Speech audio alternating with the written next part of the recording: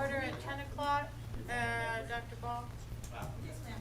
We'll go ahead and get started with invocation and pledges with Robin. Everybody please stand. Lord, please guide us in this meeting. Help us come up with effective strategies that can help enable us to move forward as a team in a meaningful way.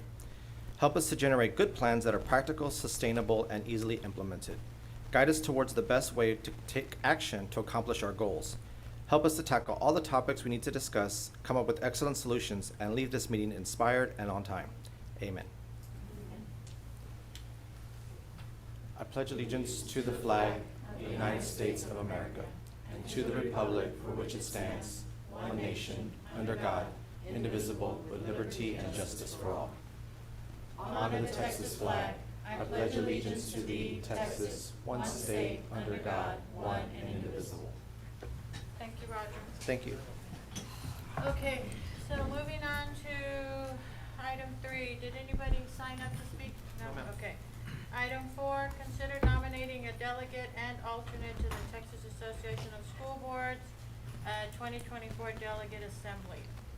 Do you still want to do that? Well, Joe's not here, shall we make him the alternate? Okay. All right, I need a motion to, I move to make Flo our delegate for the. Second. okay, we have I don't a, know the full wording. yeah, And Joe and alternate. we'll do him separate. Oh. Do we have to do them separate, Mona? Together? Okay. Can you do Joe it? Diaz as the alternate.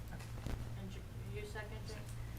We have a motion and a second. Any questions? If not, all those in favor say aye. Aye. Opposed, no. Thank you. Consider approval of budget amendment number 12. Yes, ma'am, this is just to clean up some of the budgets we're at the end of the year. And so we're asking the board to approve the budget amendment, number 12. Okay. Board, you had that already in your board book. Do you have any questions? No. If not, I need a motion. I'll move. I second. Okay, we have a motion and a second. Any questions about it? No? All those in favor say aye. Aye. Opposed, no? Okay, items of information, state accountability update. It's on already. Yeah. Real quick, board, before we go, we are like on a little time crunch to get to the, so if you can write down your questions, and then we'll give them to Dr. Ball, and then they'll answer them the next meeting, okay? Let's not make this real long.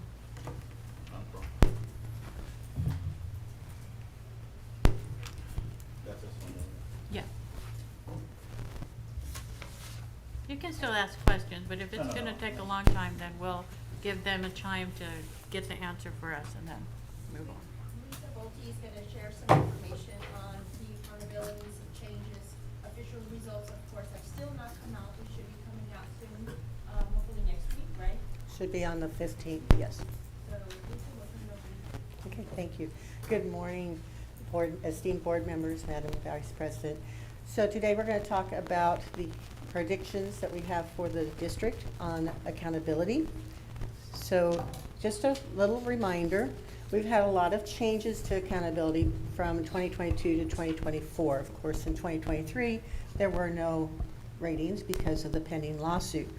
But as we look at the changes from 2022 to 2024, for Domain 1 star performance, there were no changes. We do have some changes with CCMR. There's a cap on the IBCs and the return of military enlistment for CCMR.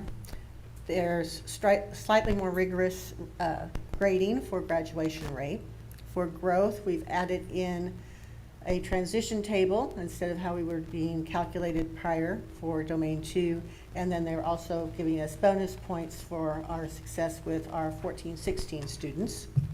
And then relative performance, there's no change for elementary and middle. There's some changes with high school because of the changes with CCMR and graduation rate. And then Domain 3 was completely reconfigured and rescaled. So lots and lots of changes to the system from 2022 to 2023 and then to 2024. At the district level, there is a tremendous change because instead of calculating the district with the same formulas that we would use with high schools, we are now going to be using proportional rating. So every campus is going to contribute a proportion of their score toward the district's total. So and we're looking at the number of students in grades 3 through 12 for our campus. And we take that number, we divide it by the district's total of students 3 through 12, and that gives us the weight for that campus that is used for each domain score. And then we multiply that campus scale score by its weight to get the number that it's going to contribute to the district. So it's a lot of algebra. And then you sum all those points together from all of your different campuses to get the district domain score. So they are still using the highest score for 70% of the overall from either domain 1, domain 2A, or domain 2B, and then domain 3 is 30% of that overall score. So what kind of proportion are we looking at? So this is our preliminary proportional weighting for 2024.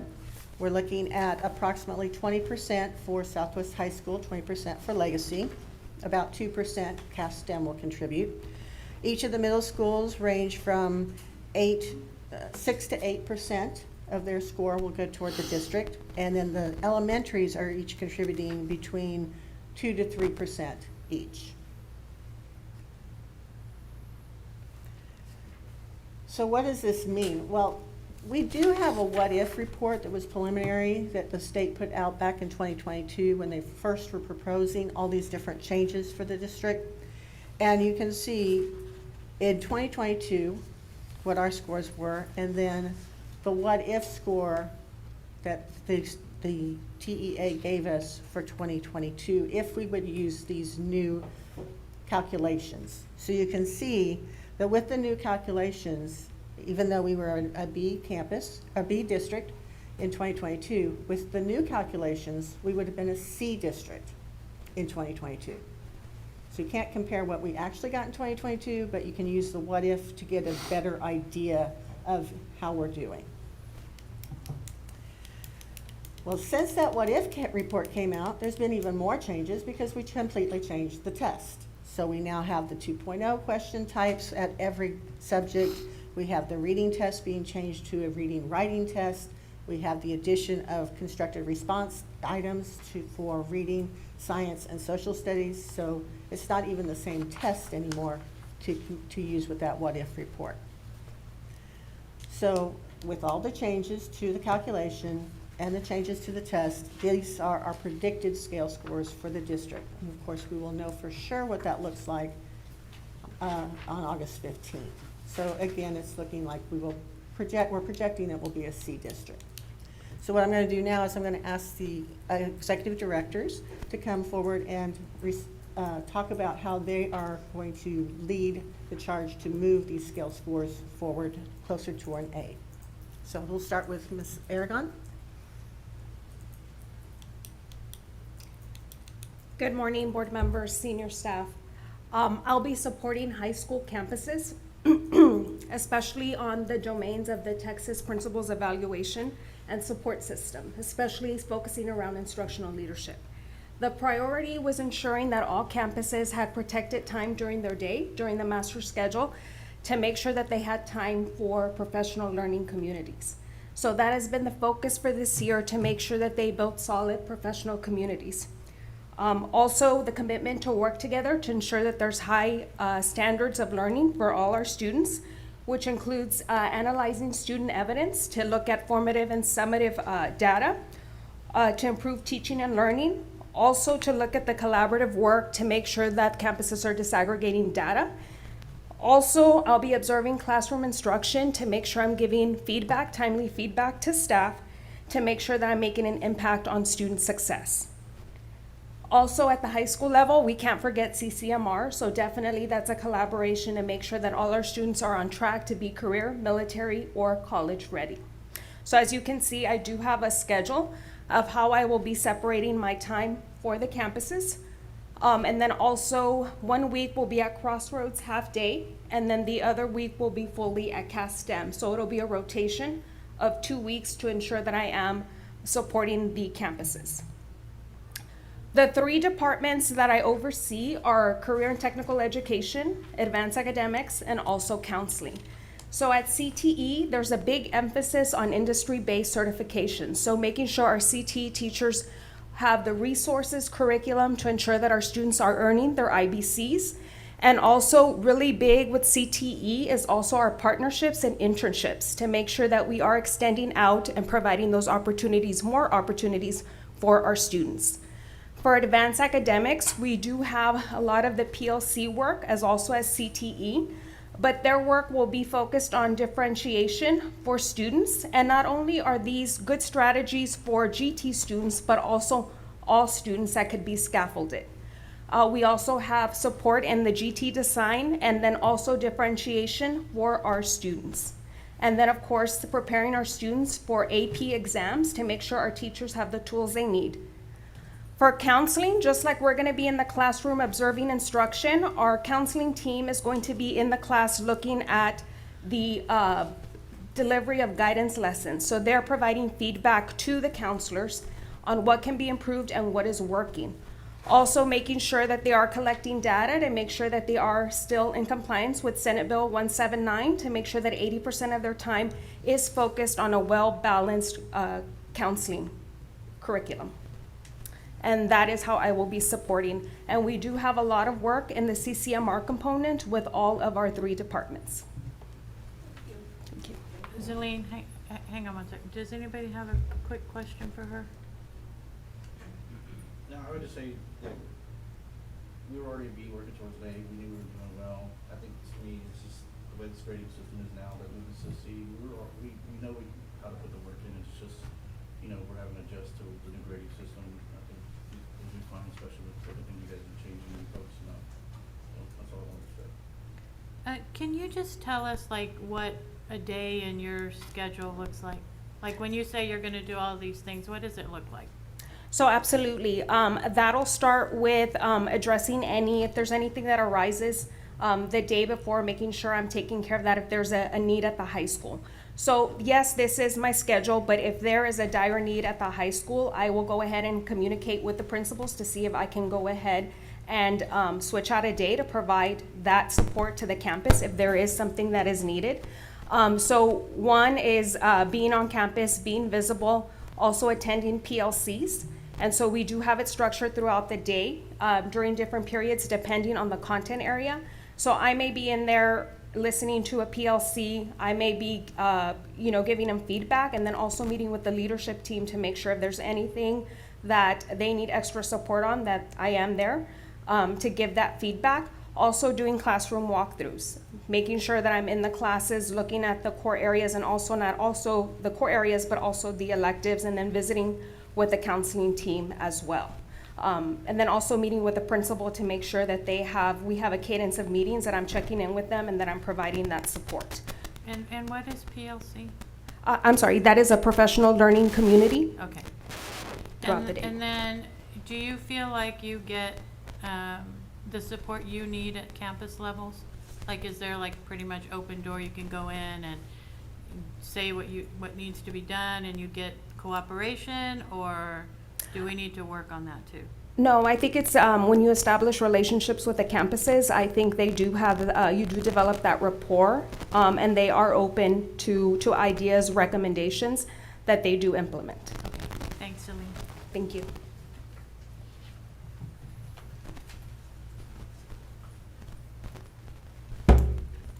Good morning, senior staff, Dr. Ball.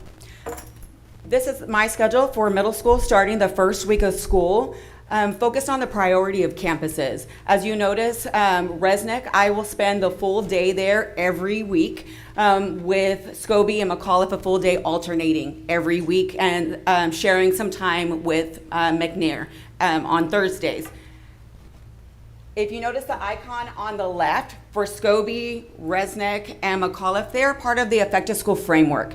What that means is during that time that I'm there, we're focused on Tier 1 instruction in the PLCs, but we're also looking at that targeted improvement plan that they are going to implement across the campus with the support of their campus. Things that they were going to focus on is strong leadership, effective instruction, providing coaching and feedback, and data-driven instruction. The department that I oversee is MTSS, RTI, HB 1416, intervention, and support to interventionists across the district. As you notice, there are some learning platforms that we utilize in our department to support students with need. During that time, teachers are able to tailor the instruction to the specific needs of those students.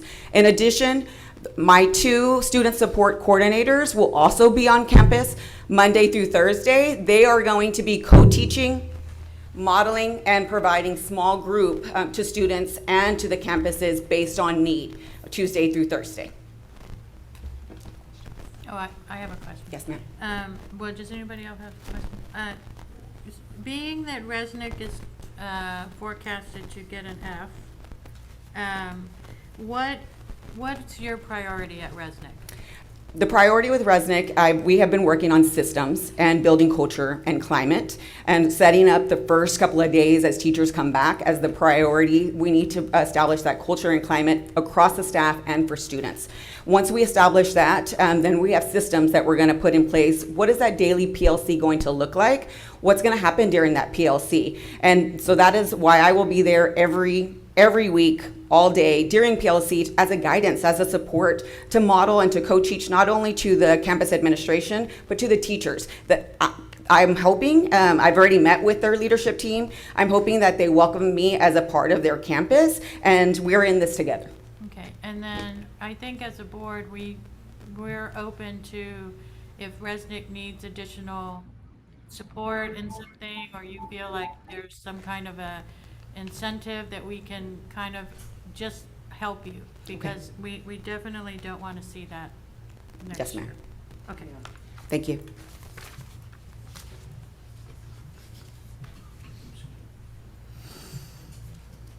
And our elementaries are split between Delia and Veronica. So they're- Good morning, board members. Sorry, Dr. Ball. Good morning, board members, Dr. Ball, senior staff.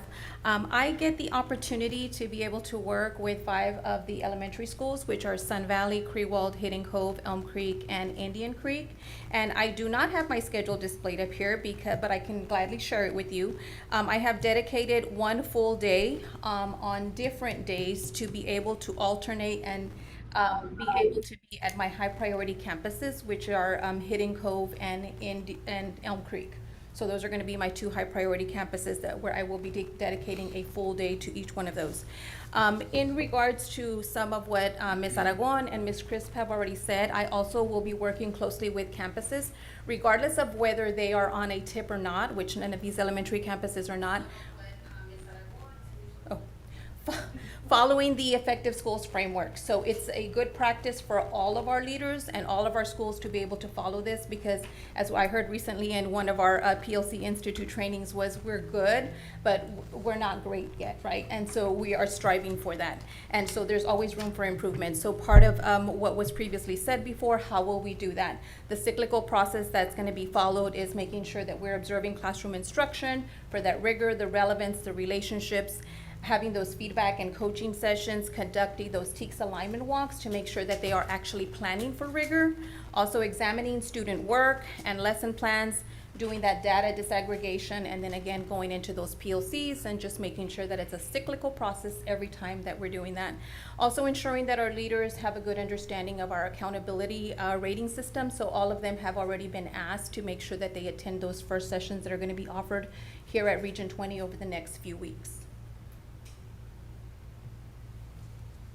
Sorry, I was like, I'm sorry, Roger. In addition to that, the continuation of the work here at CNI with the different departments that I oversee is the Strong Foundations Planning and Grant under the literacy. We have had that for the past 2 years. Now that that grant is over, making sure that that work is continuing around the science of reading, especially in those early grades where those foundations are built. In addition to that, the bilingual ESL department just recently went through a dual language redesign, ensuring that our campuses, our teachers, our principals can be able to implement that and monitor that, so making sure that they have the support that they need now that that dual language program has expanded from all the way from elementary school to middle school and high school. And last but not least is very excited to work with the pre-K program. As you can see, the numbers that are predicted there are pre-K has definitely increased, and so ensuring high quality pre-K for 3 and 4-year-olds now. Do you have any questions? What were the major changes of the redesign on the bilingual redesign? The dual language redesign was the amount of time that they were teaching in English versus Spanish, where before it was a 50-50, and now it's doing a 90-10, so ensuring they have that, again, with the science of reading. The dual language redesign is structured around literacy based, so making sure they have that foundation in their native language, and then so that way that transition is a lot easier for them when they're acquiring the English. Oh, that's a big change. Thank you. You're welcome. At pre-K 3 and 4, is that just at one school or is that at multiple schools? We currently have pre-K 3 at Indian Creek, and then this year we will have one class at Crewell Road. And it might turn into a multi-level because I will be meeting with her tomorrow, actually, Ms. Jones, to look at her numbers. We may have to make a multi-level class because we do have those large numbers. And we have it at those campuses because they're of room. We did want to have it at other campuses, but they don't currently have room.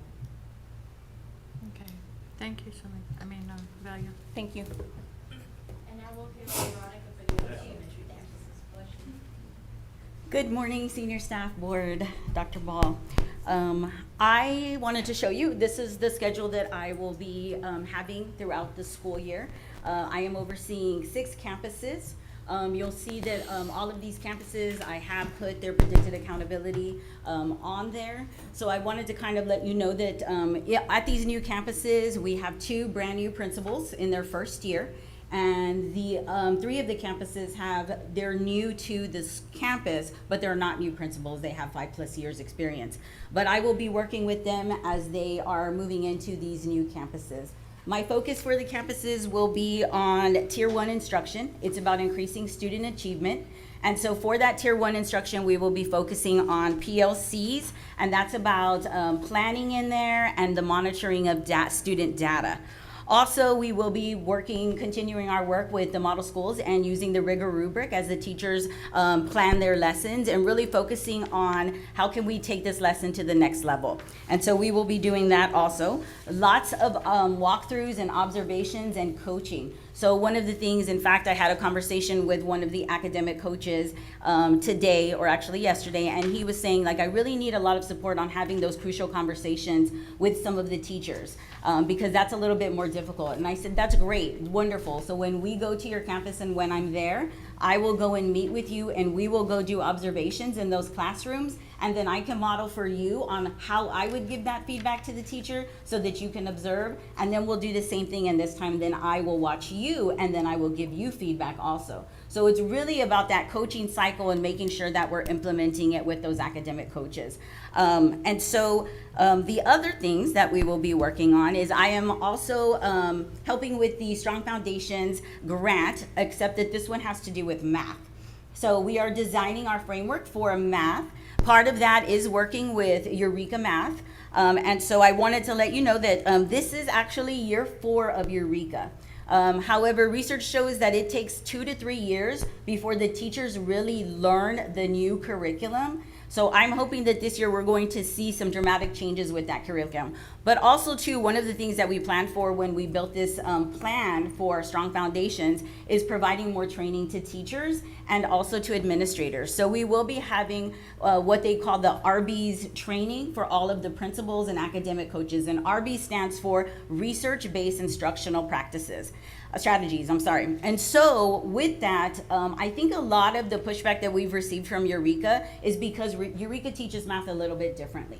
They provide a lot of the why with the math. And so, you know, as opposed to when we were taught math as teachers and as administrators, we were taught very procedural type math, meaning this is the way you get to the answer. What Eureka is doing is teaching the kids why. Why do we do it this way? And so I know that a lot of the teachers, because they're not used to that, but I'm thinking that once we provide this training, and our goal is to provide RB's training to all the teachers, is that they're going to see the reasoning behind Eureka.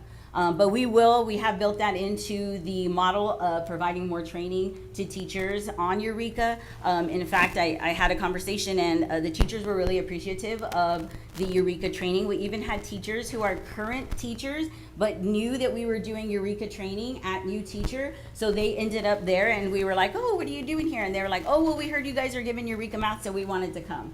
and get some more information and the understanding of Eureka. So I thought that really speaks volumes, because they are hungry for that extra knowledge on how to implement Eureka on their campuses, and so we will continue that work. I also oversee Learning Innovations, which, just to kind of let you know, we had a little bit of a change because Library Services will now be falling under Learning Innovations. Laura David, who is also a former librarian, will be overseeing the campus librarians, and she will be making sure that the librarians are working with teachers, supporting the campuses with reading, literacy, across the district. All right, Thank you. thank you. Now there are two other executive directors in the division, so now we'll hear from Richard and his plans for the year to support curriculum and instruction. Good morning, school board, Dr. Ball, senior staff. So K through 12, Fine Arts is what I oversee, which is 18 campuses. Carl Dickerson and myself, we work together. He is primarily focused on the 11 elementary school rotations, which is 12 teachers that are located on those campuses, along with the Penguin Project. So that's a big undertaking. So a lot of his time is occupied with that. We are very, very happy because this year we were able to do some creative things with staffing, so that now we have 2 fine arts teachers at Creewald Road, and I want to thank Dr. Ball and the board for that support. So now we will have a music teacher and an art teacher at Creewald Road School of the Arts, and we are in our third year of implementation of the Oklahoma A+, the Fine Arts Infusion, into the regular classrooms at Creewald Road. And so there's cross-curricular instruction. We just finished our 2-day summit, summer summit, and the teachers are excited and ready to go, and that is a project that is really taking off the ground. I'm also, on my end, on the secondary side, the 4 middle schools and the 3 high schools, which encompasses 50 teachers that teach fine arts. My primary thing is to make sure that we are monitoring instruction, both Carl and myself, monitoring the instruction that they're doing in the classroom and giving immediate feedback, and then supporting our teachers, especially our new teachers. This year we're very blessed. We didn't have too many new teachers come on board, and of the new teachers that we have, I say new to Southwest ISD, most of them have experience already, but we are going to continue to support them and give them a little bit more focused attention as we do each year with our new folks. We are going to pilot a cross-curricular instruction this year for the 24-25 school year, where one strand of our fine arts at one grade level at one school level will be able to incorporate some things from the core content to cross-pollinate that between the fine arts and that instruction. Our department goals are to continue the enrollment growth. We've grown exponentially along with the district's overall enrollment growth. So from 22-23 to last year, 23-24, we went from 80% to 87% of students involved in the fine arts. Because of that, we have a high responsibility because we affect so many kids that when we teach the fine arts and everything, all the data and the studies out there show that when students are involved in the fine arts, they do better academically. And so that's where we are with that. We want to make sure that we're increasing that monitoring of instruction and feedback. And so we've developed a new feedback form where teachers will be automatically notified through an email on that observation that we've done in that classroom. And then we're also implementing new strategies for recruitment and retention of teachers. Like I said, this year we did really, really well. We only needed to fill 5 positions. We added 2 positions in the district, so that ended up totaling out 7. But the year before we had 12. And so we're going in the right direction. We're trending in the right direction. I also oversee the community education department with Miss Victoria Galleta as the director there. The after-school challenge program and play program is a a big part of what she does each day. And those tutor hours, we're gonna start a program where those tutor hours can be connected to maybe campus homework, so we can also assist on the after-school side of things for students to increase academically. And then also increasing the numbers in our adult education program as well. Any questions for me? I was wondering, going back to the School of the Arts, I know that Rosie Hidalgo had spent a lot of time at the Oklahoma training, because I went to a couple of the trainings that they had there. What has been the transition for Debbie Jones as she steps into this role? Yes, ma'am. So there is a conference called the Not Your Average Conference that Oklahoma A+ does, and they do that over in Oklahoma. We sent her and her assistant principal, Miss Erica Foreman. We sent them to that conference. It's really really energized them. They really assisted them with getting into what that program is all about. They have a high desire and high excitement in this. And then they've also participated in the 2-day conference that we just had last week on Thursday and Friday. So they participated with the teachers as well. Thank you. Yes, ma'am. Any Thank you, questions? Richard. Thank you.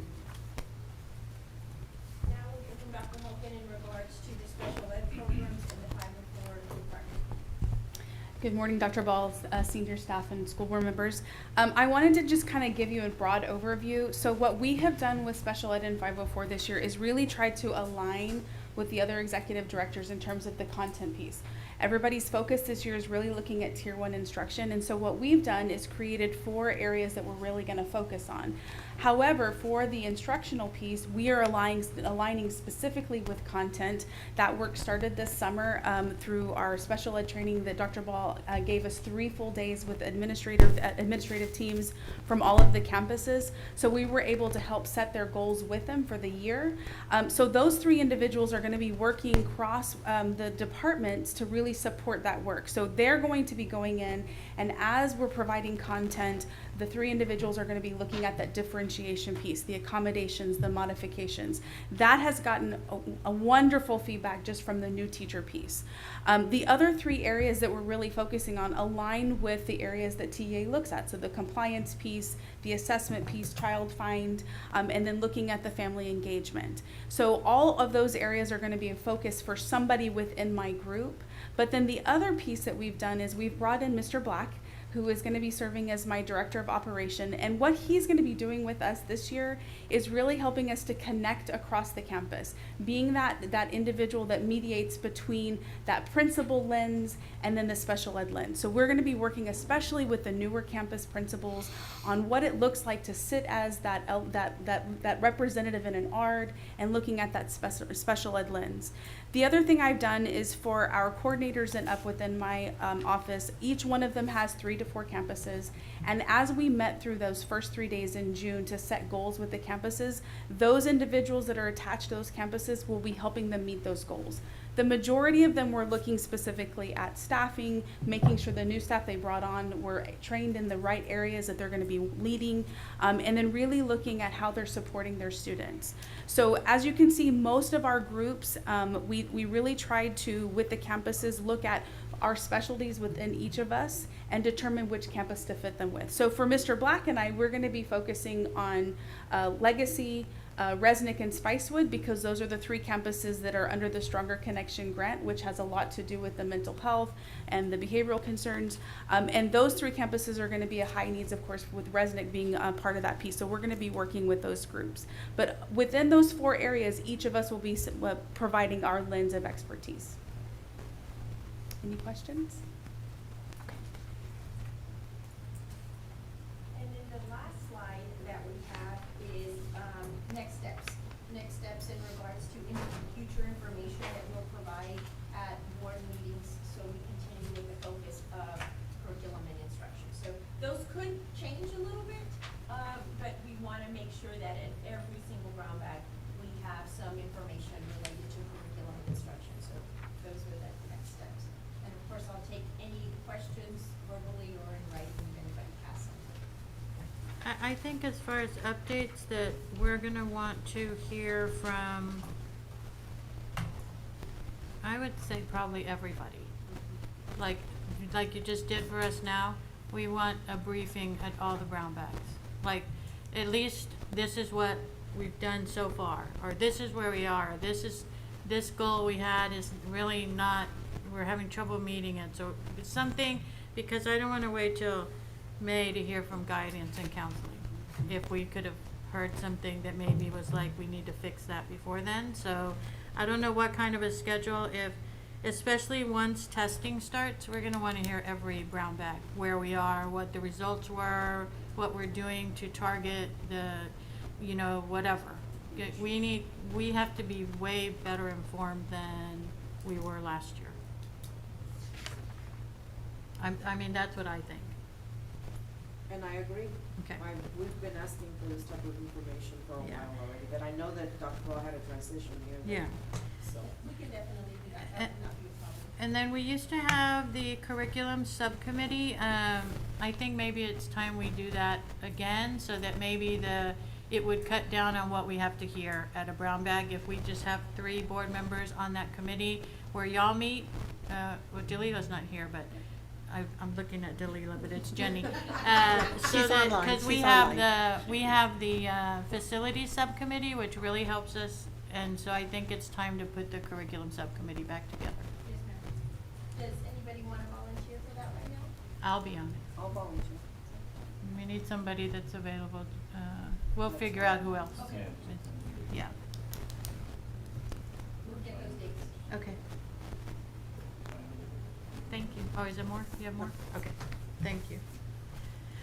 And then now we'll move to B, future strategic priorities and goal planning. This is Mr. Mike Lujan. Mike is the board member at Somerset, and I've known Mike since we were in the 4th grade. Yeah.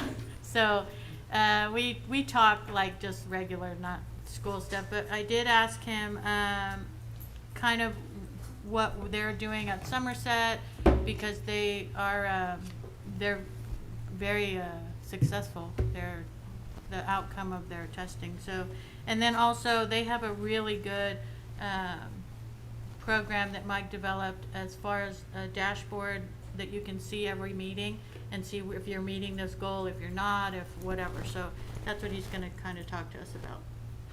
All right, well, thank you, school board member, Dr. Ball. Thank you for the opportunity. I really appreciate it. I thought about what I would share today because it was important that I would deliver the right message and what we've done over in Somerset.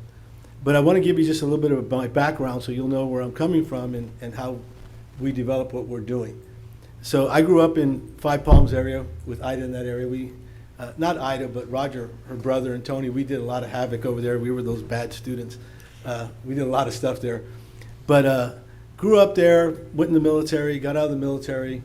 I got married very, very young. So at a young age, I got married and didn't have time for college. So school just wasn't my cup of tea. I just didn't want to go to school. So I joined the military. And it was really good for me. I learned a lot of discipline in the military. But when I got out of the military, I realized that I couldn't make no money because I had no skill set. So out of the military, I went to work for USAA as a security guard, waving traffic through at $5.32 an hour. And I thought, man, I'm in USA, that's all that matters. Well, to my blessing, someone left the Networking Essentials book in my gate shack. I read it, and it just made sense. I didn't have the funds to go to school, to take the test that I needed to take, so I borrowed $200 from my grandfather, took the test, and I'll never forget sitting there by that computer, taking that test, and I had never seen a computer or a laptop. And I'm taking a Microsoft test. And I had to raise my hand. The lady goes, "Sir, you haven't even started. What's going on?" I said, "I don't know how to get to the next page." She says, "You're taking a Microsoft test." I said, "I know, but I've never touched a computer." I said, "Trust me, I'm going to ace this. I just don't know how to get to the next page." So she showed me how to do it, and I ended up taking the test, and I aced it. I got 100% on that test. I took a series of tests and got my engineer status with Microsoft. Learned Microsoft well, USAA. Somebody came by, and I had a pin that says Microsoft Certified Systems Engineer, and I'd wear it with my uniform for the gate shack. He says, "You know, there's only 2 people in the company that have that. What are you doing wearing that?" I said, "Well, there's 3 now." I said, "I'm one of them." So he waived it, and I went into the help desk, learned the help desk work. And I'm one of those guys, like if they tell you to run a command at the help desk, I don't want to just run it. I want to know why I'm running it, what's happening behind the scenes. And so I learned C++, I learned how to code in C++, I learned Java, assembler, and I just started learning how to code just by reading books. I was fascinated with it. So I left USAA with no education and went to Illinois, where my wife is from. I've been married 38 years. I got the best wife in the world. If you ever meet her, you'll know what I'm talking about. She's fantastic. And so I went to go be with her family. That's where I met her. And John Deere wouldn't hire me because I didn't have no education. But they liked the way I spoke. So I went in as a consultant. And my first project, we worked on combines, and we took GPS technology. I recorded where they were harvesting within their fields, and with technology, we would drop more fertilizer, less fertilizer, based on the yield from the previous year. And that was kind of my claim to fame in the Midwest. And so John Deere waived no education, hired me as a research and development. So that was the first time I was making real money. I was an executive, I was enjoying what I was doing, but I had this bug in me that I could do things better, and that there was a lot more. And plus, I wanted to come back to San Antonio. It was too cold up there. So I told my wife, I said, you know what, I'm going to start my own company. I'm coming back to San Antonio. And she said, but you don't have a job. I said, I know, but I've learned a lot. I think we can do this. So I came back to San Antonio with 2 kids by this time, no education, no job, and I started a company called Y&L Consulting. Lujan Consulting was started, but ended up having Yashin Consulting. Grew that to about 230 employees, probably about 400 something in India. We did a bunch of development work, hiring coders. Sold that and retired the first time, and I just was going to take it easy for a little bit. I pastored the church here at Southwest. I knew I needed to spend more time building this community. So then my daughter started college, so I said, oh man, I better go back to work.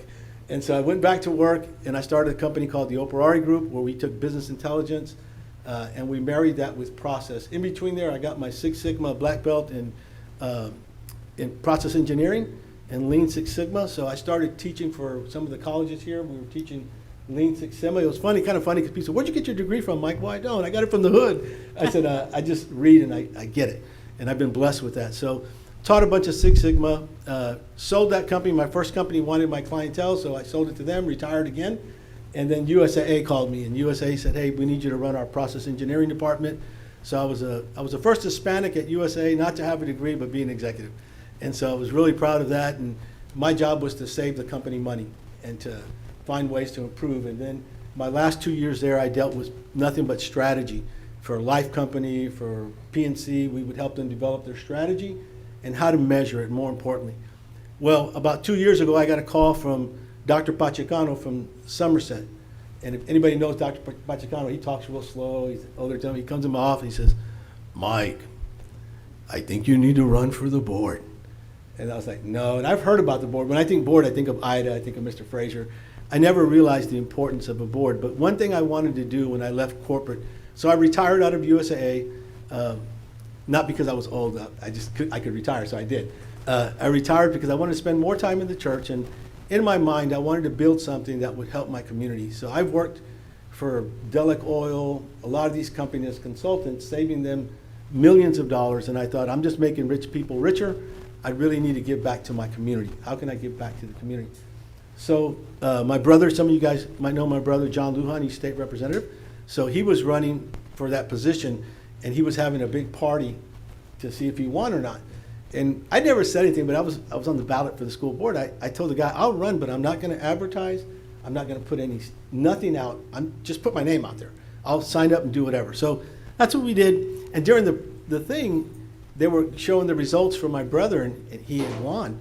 And he's like, look, John's ahead. And someone says, well, look at Mike's race. See how Mike's doing. I'm like, oh, man, this is going to be embarrassing because I didn't do anything. Well, I was ahead. And they said, look, it looks like you won. And immediately I said, I demand a recount, because I didn't know what I was getting into. But I'll tell you, so 2.5 years ago when I got into the board, I came in really naive with thoughts and ambitions, and I didn't realize the importance of the board. I didn't realize the importance of our superintendent. In business, you take on an area, you get paid good money, but you have one area, and you can concentrate in that area. And I was blown away when I saw that the superintendent was in charge of overseeing the operations, overseeing food services, and all the different stuff. I just don't know how. I think they're the most underpaid people around. I just don't know how our superintendents can do this. They're amazing. Dr. Ball, amazing, just amazing people. So in my mind, I thought, what I'm gonna bring to the board, since people voted me, is I wanna bring in strategy. I wanna bring in business to the organization. And I was surprised how much business and education go together, but I was also surprised how much it doesn't. You see, in the corporate world, if something doesn't go right, I can hire and fire like that. I can pick who my customers, I can do all that. But what I found out with school is, even though you don't like your customers, you still have students that you have to deal with. You can't get rid of them. They're there. You have to learn to. That's the big difference in business. Someone asked me, what would you do in business? I'd fire this person, get rid of this person, and we'd go forward, right? We'd build a strategy. Can't do that here. And it took me a while to adjust to it. So the first year on the board, I just sat there and I just listened. I didn't speak much. Everybody thought I was a loner because I never spoke. But I was reading. In the meantime, I'm reading and taking business principles and learning to apply them. So by the 8 months into the school board, I raised my hand in the school board meeting and said, I have some suggestions that I think if we were to use them, it would help us. And it was all around creating metrics that everybody could understand, creating a very clear vision where we need to go. So we spent time in our board going over our mission and vision statement, trying to figure out how can we center on something that was good and it just wasn't words on paper. So in most companies, you'll have a mission and vision statement and it's just words on paper, and you take those things, you put them on the shelf, and you never go back to them. And working with Dr. Moreno, we determined that those could not be paperwork anymore, that those had to be things that we understood and that everybody knew. If anybody goes to our district, you would know exactly what's the mission and vision, and what are you trying to do, and how are you measuring that.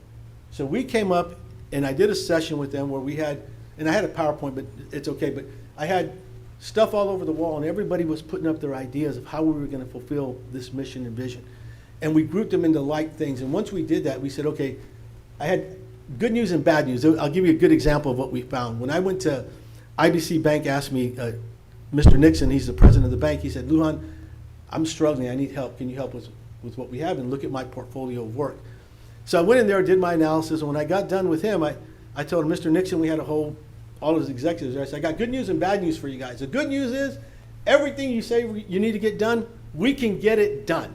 And everybody's like, yeah. I said, here's the bad news. It'll get done in 2050. And everybody's like, what? We got to get it done this year? I said, you got too much stuff. And in business, and I believe in the school, it's about taking the many, the tribal many, and bringing it down to the vital few. Because there's only a certain amount of things we're going to be able to get done this year because there's only a certain amount of time. So if we're working on the wrong things, guess what? We're wasting time. And that eventually affects our children.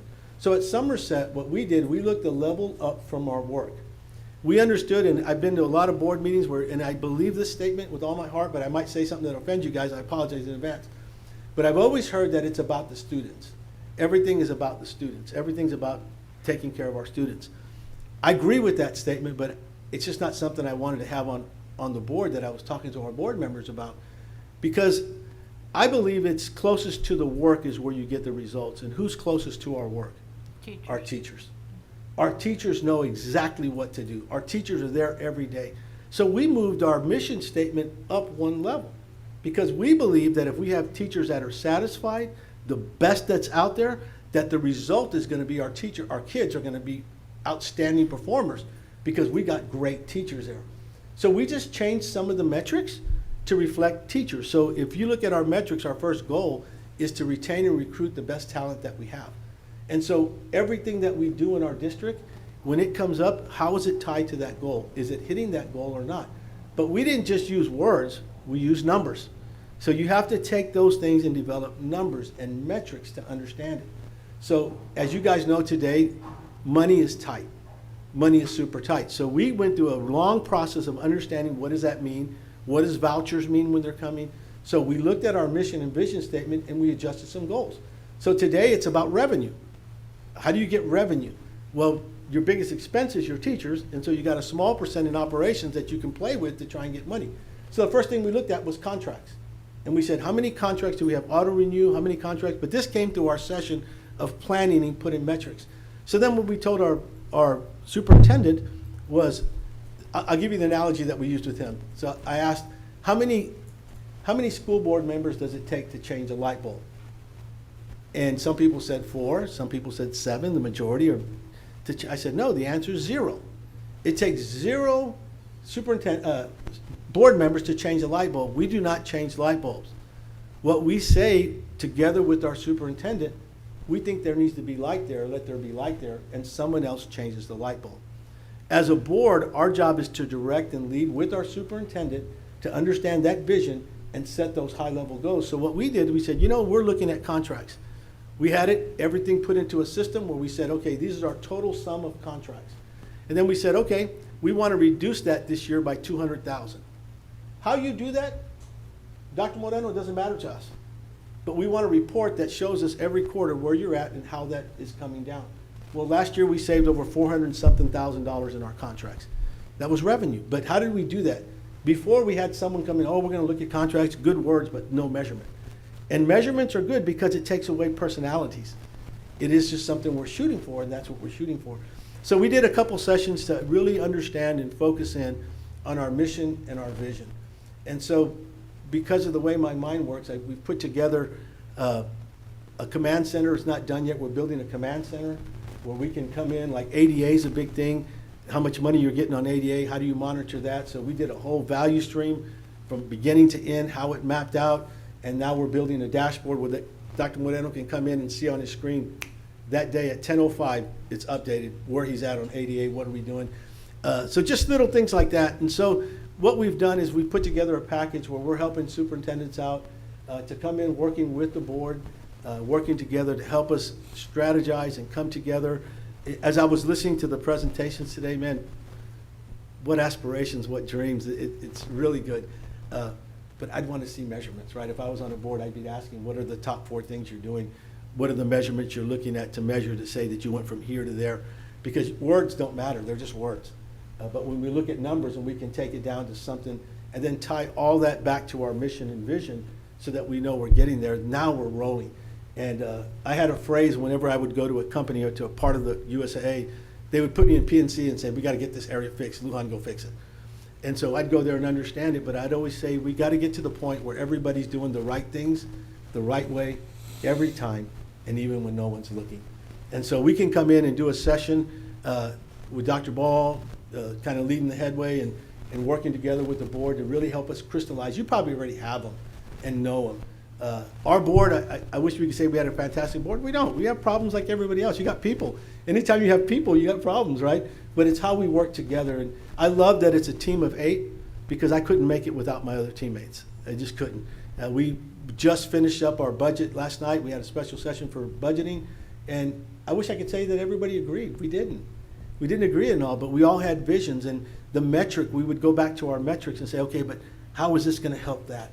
And it took away all the emotions and feelings and personalities, and we got down to what we were really trying to get to. And last night we balanced our budget, passed it, and we're really excited.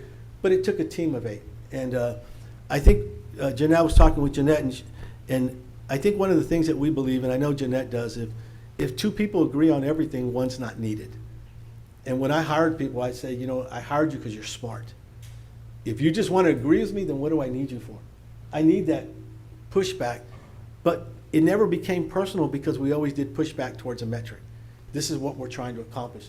We're going to get there. So that pushback is needed because no one knows it all. As smart as Miss Jeanette Ball is, she doesn't know everything. It's too much. But that's why she has a team of 8, because everybody can contribute to get to that. And it's just crystallizing that, making it clear, hitting those goals, hitting those numbers. And I believe that what we're on to now is going to be breakthrough performance. I'm trying to take the business world, bring aspects that worked in business and how we drove business, but then understand that education does have a little bit. We can't pick and choose who our customers are. We have to live with it. And how do we adjust to that? And so that's what I've been working on for the last year and a half, putting this framework together, and have had great success where we're at. And I'd love to be able to come and help in this area with Southwest and see how we can march forward with some very clear metrics to push forward. And that's kind of what I had. If you have any more questions, I'll answer. But No, thanks, Mike. I did already talk to Sylvester about it, and we will get with you because we really would. Sylvester and I talked about it, that we really have to have something measurable, because then we get to the meetings and we're like, What? You know, like, we don't know if we did good or not, because we didn't know how it was going all year long, so, thanks, Mike. It's a culture shift, and I'll leave with one more plug if I can. This Sunday, Jeanette Ball, we've asked Dr. Ball to come, and I'm asked the board to come, and anybody else would like to join. We're doing a prayer service for the school year to start in from 11 to 12, and to get Dr. Ball to come, I made sure that we were going to have mini tacos afterwards. No, but we're going to have mini tacos afterwards if people like to stay. So we're planning on, I know we got so far Dr. Moreno and a lot of the board members will be there. The superintendent from Lytle is going to be there, and we just want to pray over everybody and ask God to bless our kids as we get ready to start a new year. So I'm here to serve. I'm just down the road. I had a real dilemma because I initially had on a Bulldog shirt from Somerset, but our church is in Southwest, so I couldn't do that, and my wife didn't have time to like sew the shirts, 2 different shirts together, so I said I better not wear it. But love this district, love the people in the community, appreciate everything you guys do, and I've learned by being on the board, you guys are valuable and really make a difference, and our superintendent and chiefs. I pray for Jeanette all the time because I know the responsibility that's there, and we need to work together to continue to push forward for greatness, so I'm here to serve. Thank you, Mike. Thank you. Okay, Dr. Ball, do you have one more thing before we go into closed session? Just want to remind everybody about Convocation. Convocation is on the 14th, so we're very excited about that opportunity. Of course, today is our new teacher luncheon this afternoon. This afternoon. So see everybody at Convocation, and we're getting ready to start. Okay.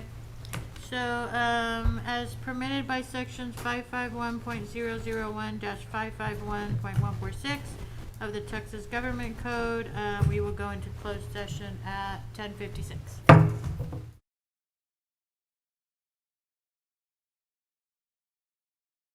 Okay, we will go back into open session at 11:45, and there'll be no actions taken.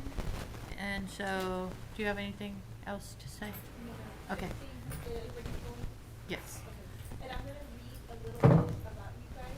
So Okay. Just please stay standing up on the stage when I introduce you. Okay. And so we will adjourn the meeting at 11:45.